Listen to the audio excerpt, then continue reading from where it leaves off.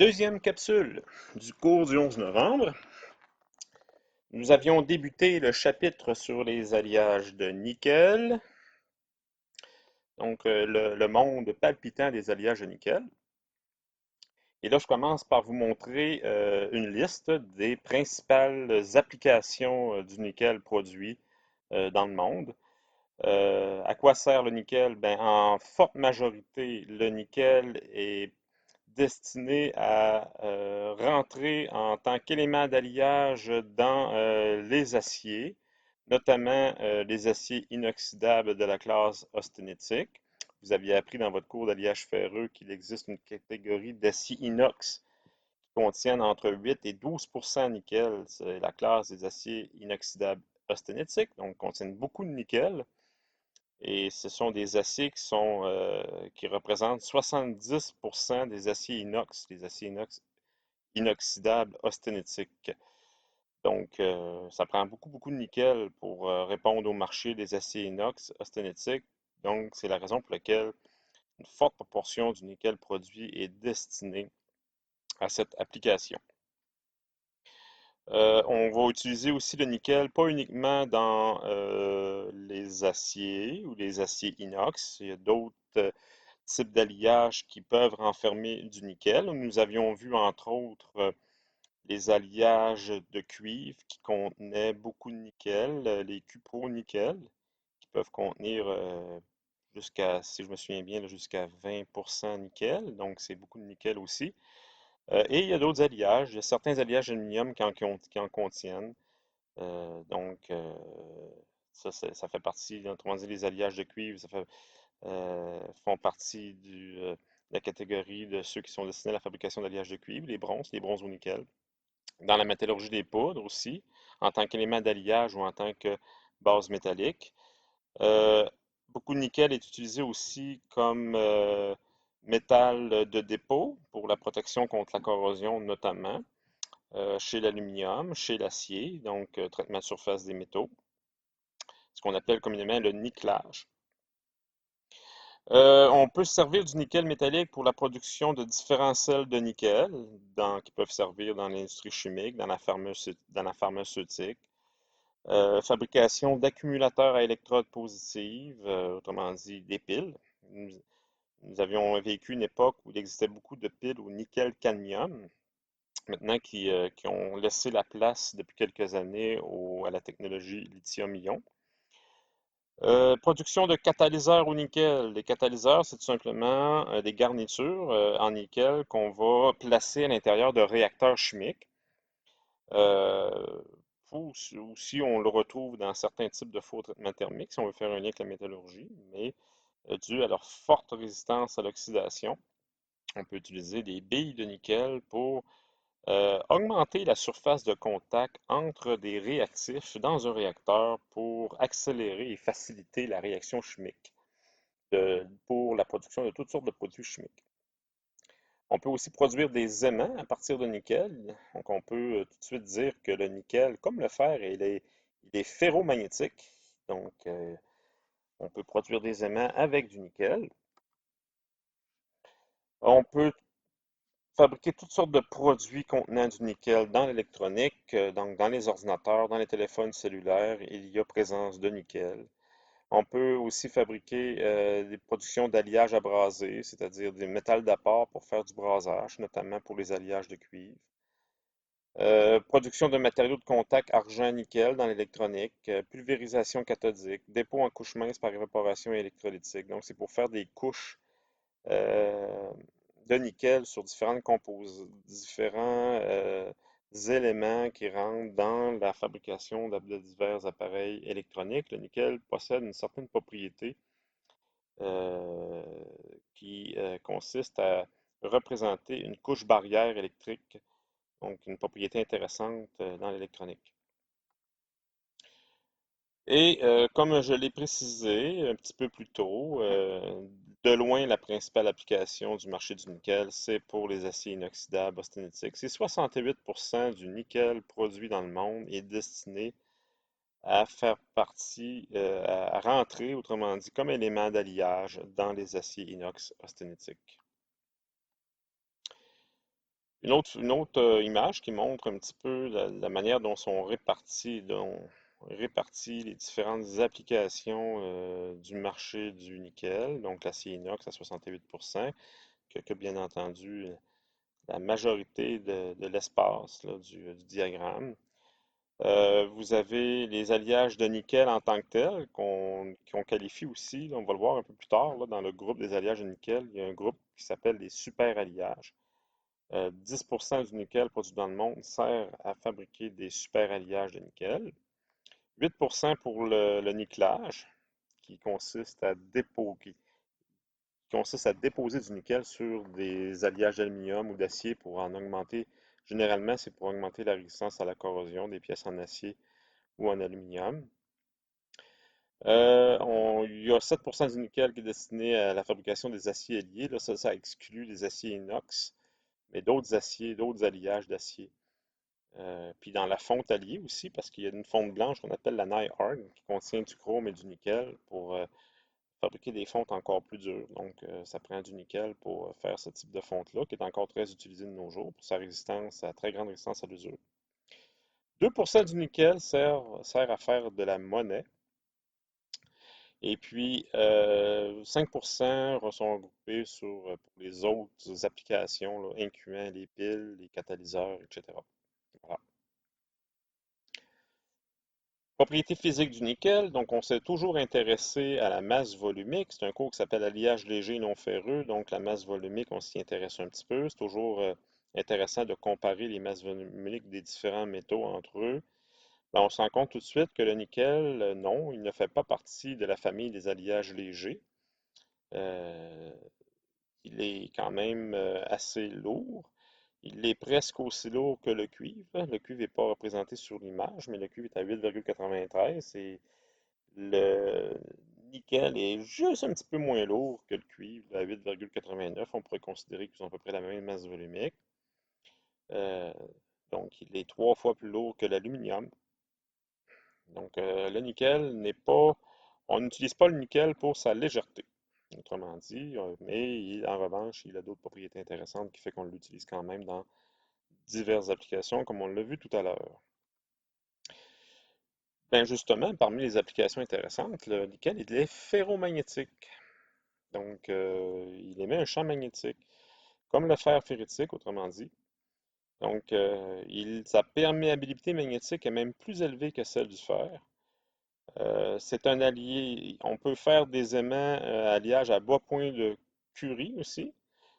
Donc, et des alliages magnétostrictifs. Donc, le nickel est très utilisé dans l'électrique pour la fabrication d'aimants qui rentrent dans, par exemple, la fabrication de transformateurs. Donc, partout où un aimant joue un rôle, dans les moteurs électriques, dans les transformateurs, le nickel, il est présent. Une autre propriété méconnue, mais tout à fait intéressante, là, d'un alliage de nickel, un alliage bien précis qui s'appelle le INVAR. On lui a donné le nom d'INVAR pour invariable. C'est un métal, c'est un alliage dont sa dilatation thermique est presque nulle, en dessous de 200 degrés C. Donc, c'est une propriété qui est intéressante et qui a trouvé des applications. Donc, c'est un alliage contenant du fer, donc 36% nickel, avec comme en majorité contenant du fer. L'application intéressante, c'est que vu qu'il ne se dilate pas en bas de 200 degrés C, donc autrement dit, entre le zéro absolu, moins 273 et 200, on sait que l'ensemble des matériaux, ben, quand on augmente leur température, ils se dilatent. Lorsqu'on les refroidit, ils se contractent. Mais ce n'est pas le cas de cet alliage-là, de sorte qu'on peut l'utiliser en cryogénie, entre autres pour fabriquer des cuves qui servent à transporter du méthane refroidi à l'intérieur des navires. Donc, des cuves de navires méthaniers. Donc, étant donné que la cuve ne se contracte pas au contact du méthane froid à congeler, ben, ça donne des cuves qui sont plus sécuritaires. Il n'y a pas de contraintes et de fissures qui peuvent se créer dans la cuve dues à la contraction thermique. Voilà. Une autre propriété intéressante, conductivité électrique, elle n'est pas si forte parce que le nickel est 5 fois et demi moins conducteur que le cuivre pur, 3 fois et demi moins conducteur que l'aluminium pur, mais du fait qu'il n'est pas, qu'il a une conductibilité dite moyenne et que sa résistance à l'oxydation est quand même assez forte, on peut l'employer dans de l'électronique, fabrication de disques mémoire, entre autres. Donc, les disques durs, maintenant, cette technologie-là tend à laisser la place à une autre, mais dans les anciens disques durs, c'était tel que conçu ce que vous voyez à l'image. Là, c'est un disque. Et puis, sur le dessus des disques, ben, il y a une couche de nickel, ce qu'on appelle une couche barrière, qui est moins conductrice que l'intérieur. Donc, ça permet de la lecture du disque et du contenu. Donc, je ne suis pas un expert en électronique, je ne peux pas vous expliquer exactement comment, mais le nickel était un matériel qui était essentiel dans la fabrication des disques durs pour le faire fonctionner. Si on revient à des notions plus de métallurgie, ben, disons que le nickel, il est cubique à face centrée, donc les atomes de nickel s'empilent en cubique face centrée, comme l'aluminium, comme l'or, comme le cuivre, comme l'acier à haute température et inoxydable austénitique. Ce paramètre de maille est de 0,352 nanomètres. Du point de vue des propriétés mécaniques, ben, on peut tout de suite dire que la rigidité du nickel est relativement élevée. Elle est même comparable à celle de l'acier. Là, on parle de la rigidité, pas de la résistance, hein. C'est deux termes complètement différents, malgré que on a tendance, là, ceux qui sont pas initiés en métallurgie ou qui ne sont pas ingénieurs, euh, utilisent le mot rigidité souvent pour vouloir exprimer la résistance. C'est pas du tout pareil. Une rigidité, c'est la résistance à la déformation élastique. Tandis que la résistance, c'est la contrainte pour laquelle le matériel, soit qui commence à se déformer plastiquement ou pour laquelle la rupture va se faire. Donc, c'est pas du tout la même chose. Mais en termes de rigidité, ben, c'est environ 200 000 mégapascales le module de Young. Donc, rappelons que l'acier, c'est un petit peu plus élevé, c'est à 210 000. Donc, la rigidité du nickel est presque pareille à celle du fer, donc de l'acier. Donc, deux fois plus rigide même plus que deux fois plus rigide, là, deux fois et demi plus rigide que l'aluminium qui est à 69-70 000 mégapascales. Et le titane, même le titane est moins rigide que le nickel parce que le titane est à 140 000 mégapascales. Donc c'est un matériel, le nickel, quand même assez rigide. Maintenant, si on aborde la métallurgie extractive du nickel, je vais commencer par dire que ça ressemble beaucoup à la métallurgie extractive du cuivre. Pourquoi? Parce que la base, parce que le métal nickel est souvent associé au soufre en tant que minéraux présents dans la croûte terrestre, comme c'est le cas avec le cuivre. Et le cuivre et le nickel se ressemblent beaucoup en termes de propriétés physico-chimiques. Là, quand vous regardez le tableau périodique, ils sont même un à côté de l'autre. Et c'est presque deux frères jumeaux, cuivre-nickel, même qu'on a déjà vu dans le chapitre sur les alliages de cuivre, là, dans la famille des bronzes au nickel. Lorsqu'on mélangeait du cuivre et du nickel ensemble, ben, c'était une miscibilité totale. Donc, autrement dit, c'est un peu comme ça le nickel. Quand il regarde l'atome de cuivre à côté de lui, il pense que c'est un autre atome de nickel. Donc, ils se ressemblent beaucoup, beaucoup, beaucoup, de sorte qu'ils partagent à peu près les mêmes propriétés physico-chimiques, entre autres une affinité assez grande avec l'atome de soufre.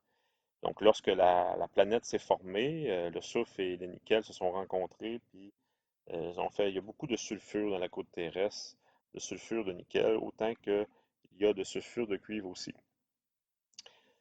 Mais le nickel est plus rare que le cuivre dans la côte terrestre et il est moins bien distribué aussi, de sorte que les endroits dans le monde où le nickel est concentré les endroits sont assez rares, où autrement dit, où l'investissement en vaut la peine au niveau exploitation et retour sur l'investissement, justement. Il faut savoir que le Canada a longtemps été, et moins aujourd'hui, mais parce qu'on a trouvé un nouveau gisement il y a quelques années en Nouvelle-Calédonie, une île dans le Pacifique près de la Nouvelle-Zélande. Mais pendant très très très longtemps, et encore aujourd'hui, le Canada a été le principal producteur de nickel, puis il demeure encore très important aujourd'hui. Vous avez la fameuse ville de Sudbury en Ontario, là où vous avez un gisement de nickel quand même assez important, qui a longtemps été le gisement le plus important au monde, qui a été repéré à la fin du 19e siècle, là, vers les années 1890. Là, c'est marqué que c'est la plus importante source de nickel au monde, encore aujourd'hui, mais euh, l'usine de Sudbury n'est plus l'usine qui produit le plus de nickel par année. Donc, ils ont été dépassés, je pense, par la nouvelle usine en Nouvelle-Calédonie. Voilà. Donc, si on parle encore des gisements de nickel au Canada, il y a différentes compagnies. Ça avait commencé par la compagnie Inco, qui avait été fondée justement pour l'exploitation de ce gisement de nickel-là, qui ont été achetés par une entreprise plus tard qui s'appelait Falconbridge, qui elles-mêmes ont été rachetées par une multinationale qui s'appelle Vail. Et là, aujourd'hui, je ne suis plus sûr que c'est encore Vail qui possède le gisement et l'usine. Donc, Vail a exploité ou exploite encore des mines à Sudbury, dans la région de Sudbury. En Manitoba, il y a une mine aussi à Thompson et dans le nord-ouest de l'Ontario, dans un petit village qui s'appelle Shibadawan, où il y a un gisement exploité de nickel là aussi. Euh, Ce qu'il y a en commun avec toutes ces mines-là qui sont exploitées au Canada, là, c'est notamment en Ontario, c'est que le minerai exploité, c'est un sulfure, donc c'est un sulfure de nickel. Donc, ce qu'on appelle les pyrites complexes. Donc, les pyrites, là, c'est des sulfures. Et, bon, ben, c'est un mélange de sulfure de fer, sulfure de cuivre et sulfure de nickel, qui sont intimement liés dans la roche entre eux. Donc, lorsqu'on exploite les pyrites, les sulfures de nickel, ben, à ça est accompagné généralement du sulfure de cuivre ainsi que du sulfure de fer. Mais il y a aussi un autre type de minerai qui s'appelle la garnierite, et c'est ce qui est exploité entre autres en Nouvelle-Calédonie. Et nous, au Canada, ce sont des pyrites.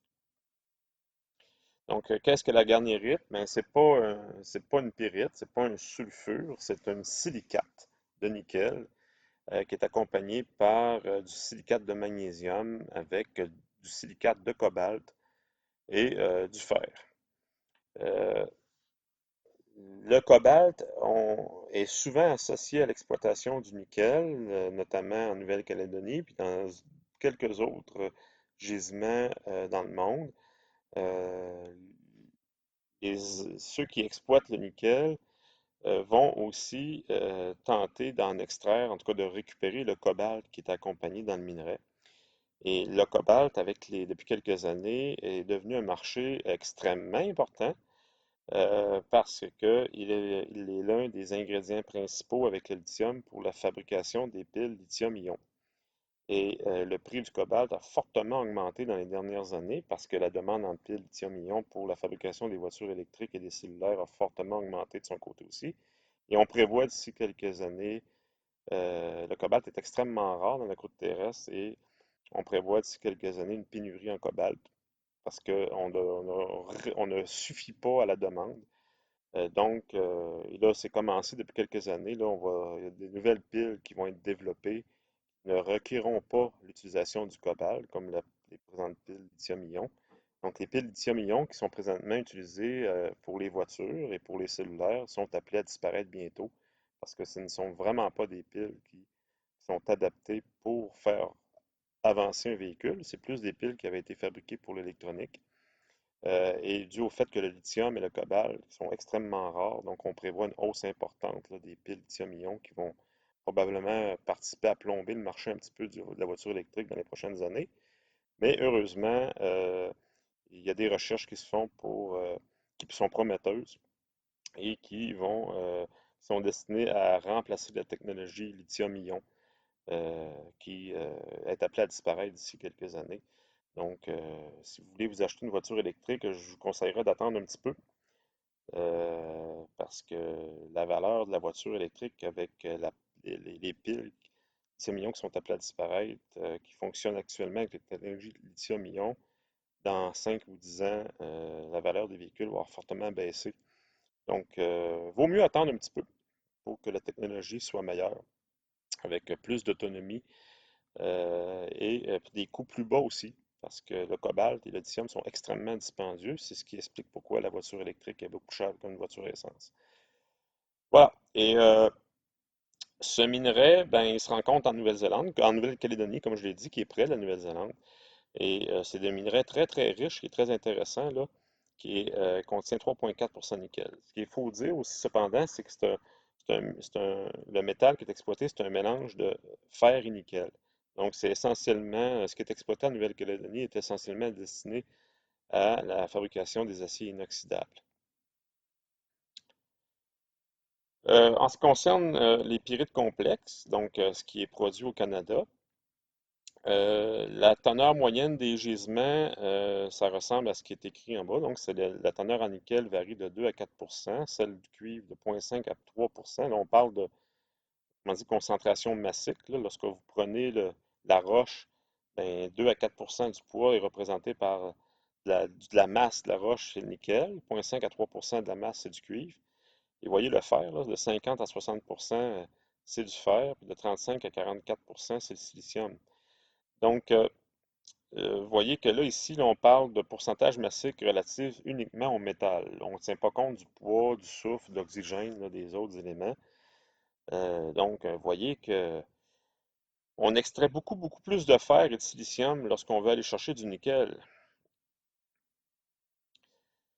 Et dans la métallurgie extractive du nickel, il y a deux façons, il y a deux voies d'extraction. Il y a la voie pyrométallurgique qui est utilisée au Canada, mais il existe aussi la voie hydrométallurgique qui existe. Je pense qu'il y a une mine en Afrique qui utilise cette voie-là. Euh, mais au Canada, c'est la voie pyrométallurgique, hein, donc par le recours à des fours. Et moi, dans le cours, je vais me concentrer uniquement de décrire quand même pas trop en détail, là, parce que je ne veux pas vous ennuyer avec la métallurgie extractive du cours. Il faut que je me limite là, jusqu'à un certain degré, parce que c'est pas un cours essentiellement de métallurgie extractive, mais seulement d'avoir une idée de comment on le fabrique, là, dans un résumé, disons. Je vais me contenter de seulement décrire le côté, la voie pyrométallurgique, ce qui est utilisé dans les mines canadiennes, à partir de la pyrite, c'est-à-dire à partir des mélanges de sulfure de nickel, fer et cuivre. Donc, dans tout le processus pour en arriver à obtenir le cuivre, sa forme métallique, relativement pure, il y a 4 étapes essentiellement. Donc, ben, 4 étapes. J'aurais pu rajouter une cinquième. Là, dans les tout débuts, là, il y a aussi tout ce qui a trait au concassage, à l'extraction de la mine, puis au concassage, là. Mais il y a la fusion pour l'obtention d'une matte fisel nickel-cuivre, et le déferrage de la matte, qui veut dire déferrage, ça veut dire enlever le fer, la séparation du cuivre ainsi que l'obtention du nickel. Donc, ça ressemble beaucoup, la démarche ressemble beaucoup, presque à l'identique, là, sauf à quelques différences près, au processus pour l'obtention du cuivre. Donc, ici, vous avez un schéma des étapes. Euh, Puis ici, on compare la voie hydrométallurgique avec la voie procédé pyrométallurgique. Donc, ça commence par des étapes de concassage et de concentration par flottation, comme on procédait avec le nickel, avec le cuivre. On va faire ensuite du grillage pour transformer une partie des sulfures en oxyde. On va faire de la fusion au four réverbère pour oxyder certaines impuretés et obtenir une matte contenant 20% nickel. Ensuite, on va faire une étape de convertissage pour aller concentrer encore plus la matte. Donc, une matte, je vous rappelle, c'est quoi?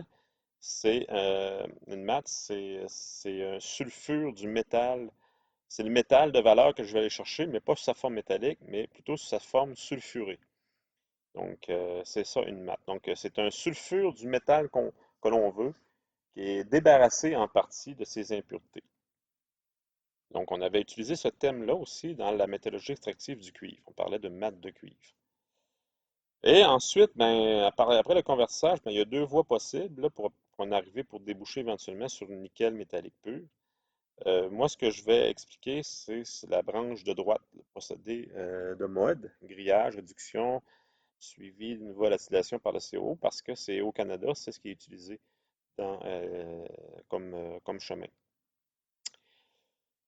Donc, si on commence, c'est que le minerai sort de la mine, il subit les opérations mécaniques classiques de tamisage, de concassage, de broyage pour en arriver finalement à obtenir des tailles de particules suffisamment fines.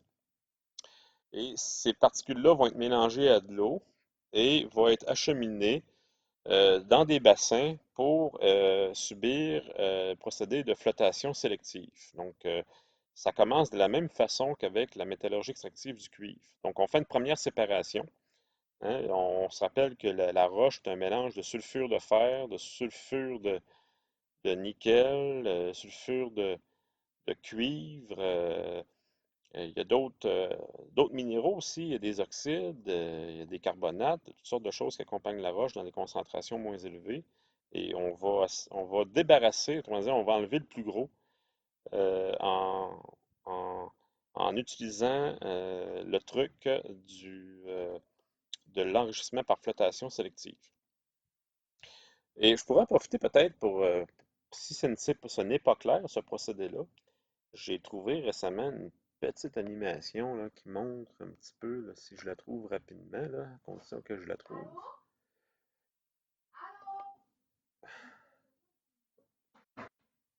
Donc, je vais essayer de trouver cette valeur parce que je pense que je l'ai perdue. Je vais essayer de la retrouver ici. OK. Copier. Je pense que je l'ai ici, le lien.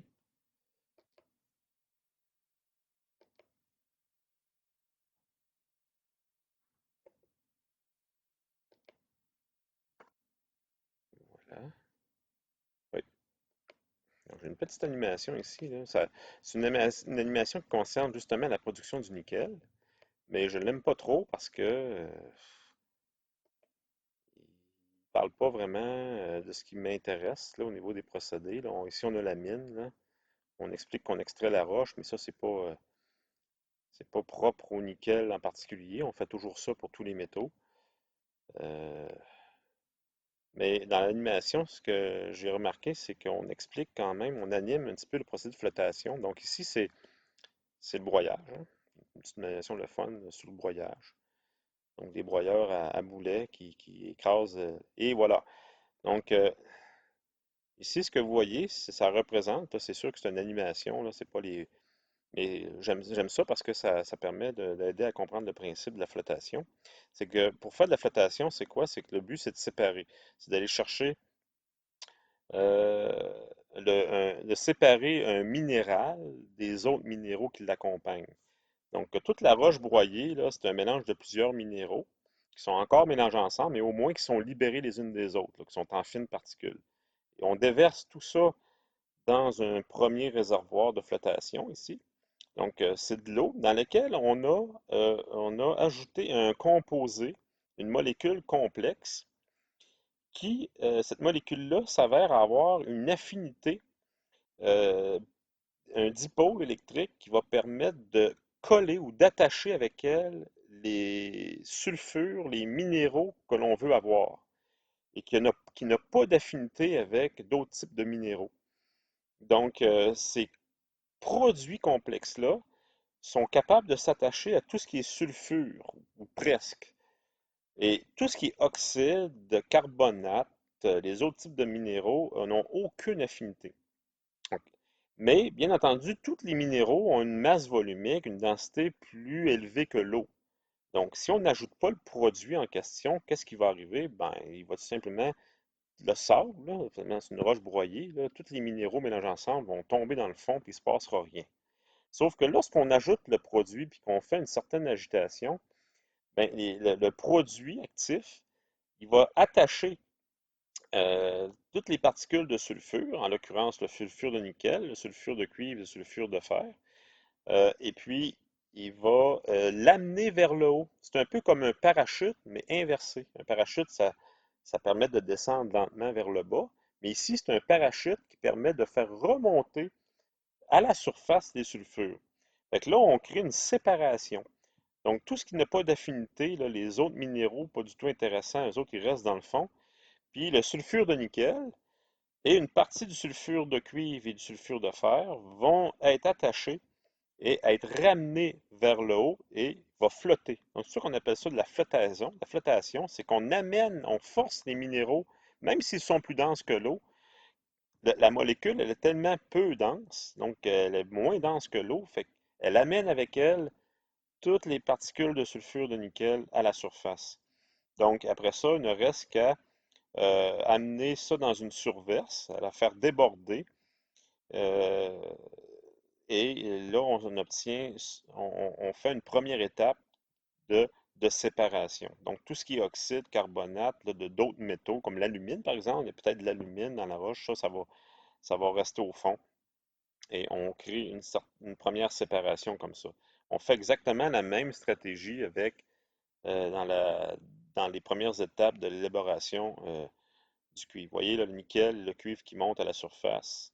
Mais c'est pas le nickel et le cuivre à l'état métallique, hein, c'est sous forme, c'est les sulfures de nickel et de cuivre là, qui montent. Et après ça, ben, la surverse, ben, elle est légèrement humide, bien entendu, fait qu'on fait une filtration, puis on sèche, puis on amène ça à l'étape suivante. Donc maintenant, ce qu'on a, c'est un mélange, un concentré, là, on pourrait dire, de sulfure. Mais bon, le nickel n'est pas encore débarrassé du fer et du cuivre à ce moment-là, là. C'est un mélange de sulfure. On a au moins enlevé tout ce qui était oxyde, carbonate, chlorure, etc. Puis on se retrouve uniquement avec des sulfures. Donc c'est une première étape de séparation. On est encore loin du nickel métallique, là. Bon, là je continue avec mon PowerPoint ici. Donc, flottation sélective qui conduit à l'obtention de trois concentrés. Donc, il y a une bonne partie du fer, comme par exemple les oxydes de fer, qui, eux, ne sont pas du tout amenés vers la surverse. Là, ils ne flottent pas du tout, eux. Puis il y a des oxydes de cuivre aussi. Puis bon, ben, eux, ils vont être accumulés au fond des bassins de flotation. Et puis, il y a des mines d'acide de fer et de cuivre qui vont être intéressées à acheter ça parce qu'ils sont déjà relativement bien concentrés. Donc, sinon, s'il n'y a pas d'acheteur pour ça, ben, la mine va tout simplement euh, placer ce qui est tombé au fond des cuves de flottation dans des parcs à résidus, tout simplement. Et bien entendu, on a le concentré de nickel qui va se retrouver à la surface, c'est ce qu'on veut avoir. Ensuite, le concentré de nickel, faut se le rappeler, il est accompagné de sulfure de cuivre et de sulfure de fer. Donc, c'est le sulfure de nickel. Il est chargé mécaniquement dans des fours à arc. Donc, on va faire fondre tout ça dans un premier four à arc électrique et on va créer des conditions oxydantes. Donc, l'oxygène, il va aller remplacer le soufre euh, sur la molécule de sulfure de fer. Donc, les conditions sont telles qu'il y a uniquement le fer qui va s'oxyder. Et les oxydes ne se mélangent pas au sulfure. Et eux aussi, ils sont plus légers. Donc, le- au- à l'origine, là, le sulfure de fer, le sulfure de nickel, puis le sulfure de cuivre, ils se mélangeaient bien ensemble, un peu comme quand on mélange de l'eau avec du vinaigre, là. Et là, en créant des conditions oxydantes à l'état liquide à haute température, ben, l'oxygène remplace le soufre dans le lien chimique avec le fer. Donc, on se retrouve avec de l'oxyde de fer, donc surtout du FeO, qui ne se mélange plus aux deux autres sulfures de cuivre et de nickel, et il est plus léger. De sorte que maintenant, dans le four, l'oxyde de fer va flotter à la surface parce qu'il est plus léger que le mélange de sulfure, et on va réussir à enlever une bonne partie du fer à cette étape-là, donc en, en retirant finalement, on va se retrouver avec une scorie, parce que c'est ce qu'on appelle là, lorsqu'on a des oxydes qui flottent sur une mate, la, la couche d'oxyde, ça s'appelle une scorie. Donc, et on va aider au fer à former une scorie stable en ajoutant de la silice, de l'oxyde de silicium aussi. Ça aide à la scorification du fer. Et là, éventuellement, on va pouvoir racler la surface puis enlever l'oxyde de fer. Donc, c'est comme ça qu'on arrive à- à enlever à faire un premier retrait du fer, des sulfures. Mais on n'arrive pas à tout enlever selon cette manière-là. Il reste encore un peu de sulfure de fer. Donc, c'est pour ça que là, il y a un P là, qui veut dire une petite proportion de sulfure de départ qui reste mélangée, qui ne s'est pas oxydée. Donc, la scorie de fer, elle est écumée, c'est-à-dire on racle, on l'enlève, puis que là, ben, on sépare ainsi une partie du fer des sulfures. Et là, on a affaire vraiment à une matte, là, ce qu'on veut avoir, là, le mélange sulfure de nickel, sulfure de cuivre avec encore un peu de sulfure de fer, c'est la matte de nickel. Et à ce stade-ci, lorsqu'on a terminé cette étape-là, la masse de nickel représente 25% de la matte. Donc, on est passé de 2 à 4% à partir de la roche et on est maintenant concentré à 25%. Donc, on avance. On va finir par arriver à 99,9% au terme du traitement. Donc, là, ici, ce que je vous montre, c'est un four de fusion pour maths. Là, il y a deux images superposées. Là. Je viens de me rendre compte que je n'avais pas terminé mon PowerPoint ici. Là. Je vais simplement enlever l'image. Donc, vous êtes en train d'être témoin en direct de la réalisation d'un PowerPoint. Bon, voilà. Donc, ce que vous avez ici, c'est la représentation d'un four pour maths. Donc, c'est un tube, finalement, c'est un four circulaire couché. Et on déverse la matte de cuivre de l'étape précédente provenant du four électrique dans un nouveau four qui, lui, va être capable d'enlever tout le fer qui reste en injectant par des tuyères de l'oxygène enrichi et en chauffant à peu près à une température autour de 1000 à 1100 degrés C. On ajoute du flox aussi pour aider à la scorification, donc à la création d'oxyde. Voilà. Et là, il y a différents gaz qui sortent de là, entre autres des sulfures, du SO2, parce que le soufre, il faut bien qu'il. L'oxygène, lui, il va aussi, n'oxyde pas uniquement le fer, il va aussi oxyder le soufre, donc produire du SO2, qui était autrefois rejeté dans l'atmosphère, mais qui, depuis les années 80, maintenant, les compagnies n'ont vraiment plus le droit de faire ça. Il est récupéré et généralement, les compagnies de nickel, de zinc, de cuivre fabriquent, prennent le SO2, puis ils le mélangent à de l'eau, puis ils fabriquent de l'acide sulfurique maintenant. Donc, ça a longtemps été un problème environnemental. Ça a été le problème environnemental le plus grave jusqu'aux années 80. Là, l'émission de gaz sulfureux dans l'atmosphère, ça crée des problèmes de pluie acide à l'époque, mais ce n'est plus un problème maintenant. Donc ça ici, c'est une autre vue, un autre dessin qui représente à peu près le même type de technologie. Donc la slag, ça c'est la scorie, donc qui flotte, qu'on va récupérer par un trou de manière périodique là, au fur et à mesure de la production. Puis la matte, qui est un trou plus bas parce qu'elle est plus lourde. Donc c'est ce qui nous intéresse, qui est représenté en brun là, dans le fond du four, c'est la matte.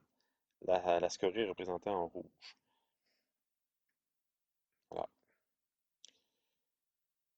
Donc maintenant, on va procéder au déferrage de la matte, c'est-à-dire de retirer le reste du fer qui reste encore dans la matte, là, parce qu'il ne faut pas qu'il y ait de fer dans le nickel. Donc, la matte fondue est traitée par soufflage à l'air. Encore une fois, on y va selon le même procédé, mais de manière plus efficace, dans des convertisseurs horizontaux tels que je vous ai montré précédemment. Donc, le fer restant, là, il est oxydé et scorifié de la même façon que l'étape précédente. Donc, on réussit à enlever tout le fer en la transformant en oxyde. Et lorsque ça c'est terminé, on se retrouve avec une matte dont la masse de nickel représente 80% de la matte. Donc, on s'approche là vraiment de la pureté. Là, maintenant, à ce stade-ci, ce qui accompagne le sulfure de nickel, c'est le sulfure de cuivre. Il n'y a plus du tout de sulfure de fer. Et bon. Et là, le cuivre, ben, il est minoritaire, là. Il y a moins de cuivre que de nickel normalement dans les minerais. Bon, parce qu'il y a une bonne partie du cuivre qui avait été retirée lors de l'étape de la flottation. Non, ça, c'est pas vrai ce que je viens de dire là. C'est qu'ensemble, le nickel et le cuivre représentent 80% du poids, le soufre étant 20%. Mais c'est vrai qu'il y a une partie du cuivre qu'on a réussi à se débarrasser au niveau de la flottation, notamment le cuivre qui était dans la roche sous forme de carbonate ou d'oxyde. Voilà. Donc, le sulfure impur, on parle de sulfure impur parce que le sulfure impur, c'est en référence avec le sulfure de nickel, donc il n'est pas pur. Le sulfure de nickel il est accompagné de sulfure de cuivre. Et donc, maintenant, il faut se débarrasser du sulfure de cuivre, et donc du cuivre aussi. Et de la manière dont on s'y prend, donc ça, c'est une des façons de faire, là, c'est pas toujours ça qu'on fait, mais ça, c'est ce qui a été, c'est ce qui est le plus couramment utilisé dans les usines au Canada, c'est qu'on va mélanger à la matte de nickel du sulfure de sodium. Donc là, vous allez me dire, c'est bizarre parce on veut purifier le sulfure de nickel, et pour le purifier, il faut ajouter un troisième sulfure, donc en l'occurrence le sulfure de sodium. Ça peut paraître bizarre, mais vous allez voir ce que ça va apporter comme résultat. Donc c'est certain que ça, euh, c'est un chimiste à un moment donné, dans les années, fin des années 1800, début 1900, qui a trouvé le truc, hein. C'est aperçu en laboratoire que lorsqu'on ajoute du sulfure de sodium, ben, le sulfure de cuivre il est plus soluble dans le sulfure de sodium que dans le sulfure de nickel. Donc, ce qui arrive, c'est que lorsqu'on refroidit le mélange, ben, le sulfure de cuivre, il ne veut plus accompagner le sulfure de nickel. Donc, il s'agit de refroidir de manière très lente pour faire en sorte qu'au front de solidification dans un moule, que le sulfure de cuivre reste mélangé au sulfure de nickel, au sulfure de sodium, et que le sulfure de nickel puisse se ramasser dans une section du moule complètement débarrassée du sulfure de cuivre. Donc, c'est le truc là qu'ils ont trouvé à l'époque pour finalement débarrasser, euh, purifier le sulfure de nickel, le débarrasser du sulfure de cuivre. Donc, et ça, ça a été une découverte parce que je le répète encore, le cuivre et le nickel sont deux métaux qui se ressemblent énormément. C'est presque deux métaux identiques. On pourrait même dire que c'est des frères jumeaux non identiques. Donc, ils se ressemblent, ils sont un à côté de l'autre dans le tableau périodique, partagent beaucoup de points en commun.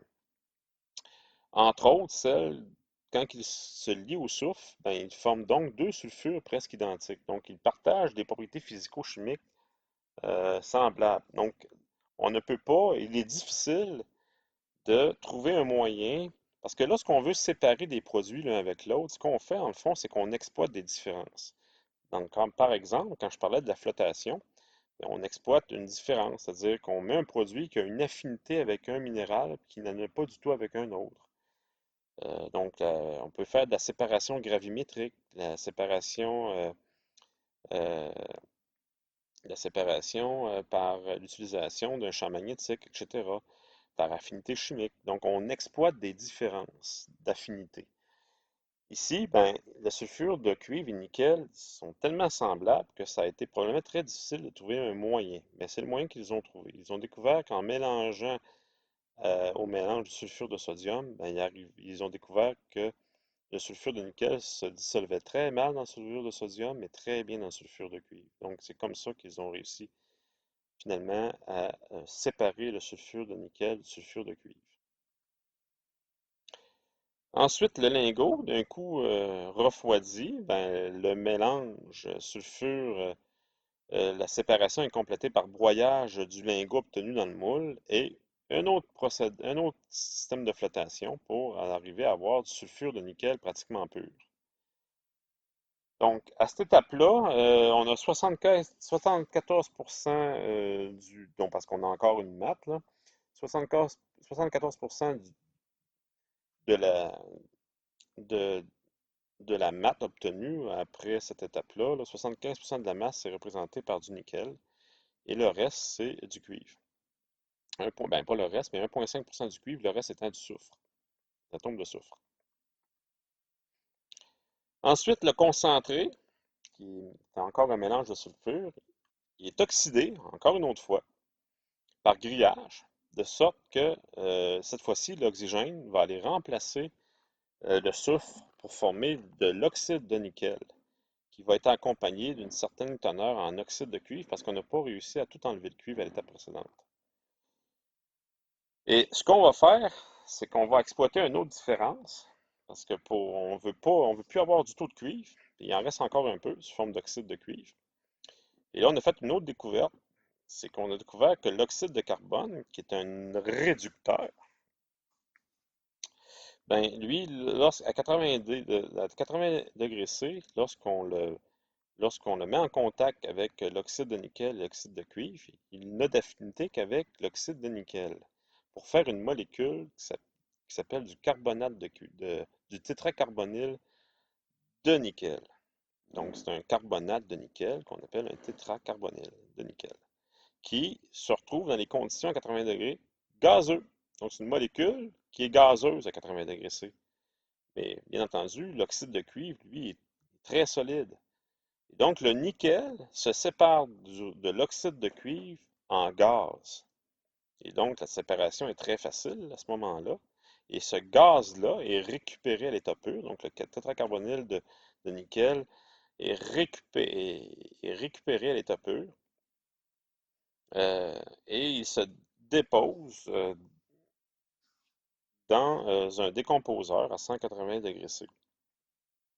Et après ça, ben, ce qu'on fait, c'est qu'on va tout simplement faire un autre traitement pour retrouver le nickel métallique à partir du tétracarbonyle. Donc, vous voyez, tout le cheminement, c'est assez complexe. Donc, ça a été probablement assez complexe à mettre au point et à développer.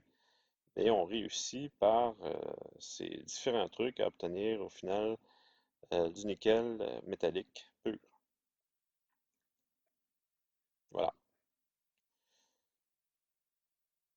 Je vais vérifier le temps que j'ai utilisé à ce stade-ci de la capsule.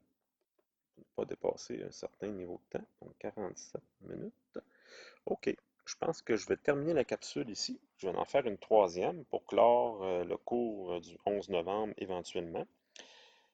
Pour cette fois-ci, l'étape suivante, la capsule suivante, on va clore, probablement, là, clore le chapitre sur les alliages de nickel en vous parlant des différents alliages et comment ils sont classés, quels sont les éléments d'alliage qu'on peut y ajouter pour améliorer différentes propriétés, comme par exemple les propriétés mécaniques, mais aussi les propriétés de résistance à la corrosion.